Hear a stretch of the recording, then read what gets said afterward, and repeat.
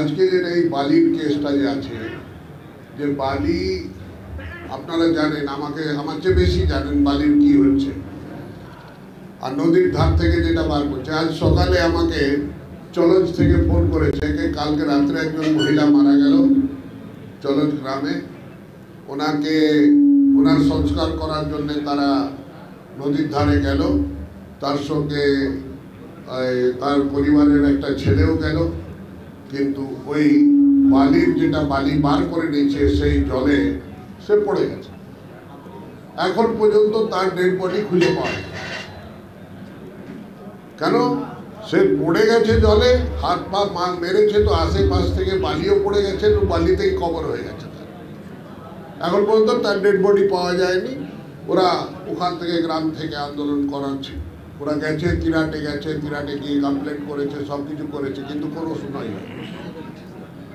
এই সমস্যাগুলো যে আছে এগুলো লোকে তুলে ধরবে, তার সমাধানের একটা রাস্তা ওখানকার লোকাল যার ইলেক্টেড রিপ্রেজেন্টেটিভ আছে তার করা উচিত।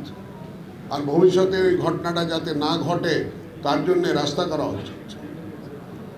এইটুকু আমার বলার ছিল। স্যার, আপনি বললেন তিরাটে ইলিগাল বালি করে, প্রসঙ্গ এখানে যে সমস্ত ঘাটগুলোর কথা বলছেন তার মধ্যে অনেকগুলো ইসিএল কে বালি সাপ্লাই করে। যে কাউকে করুক বালি সাপ্লাই, তার মানে ইলিগালি তুমি ড্রেজ করে বার করতে পারো না। স্যার, আপনি কি ইসিএল এর সঙ্গে এই ব্যাপারে কথা বলবেন? নিশ্চয়ই বলবো, কেন বলবো না।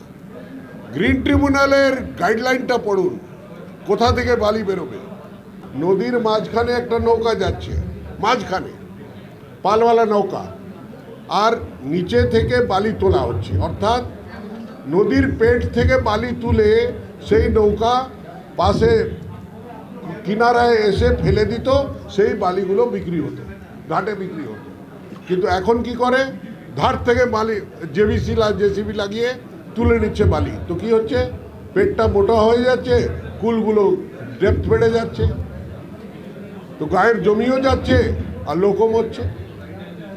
এই বেসিক প্রবলেম আছে, যার সমাধান হওয়া দরকার আছে।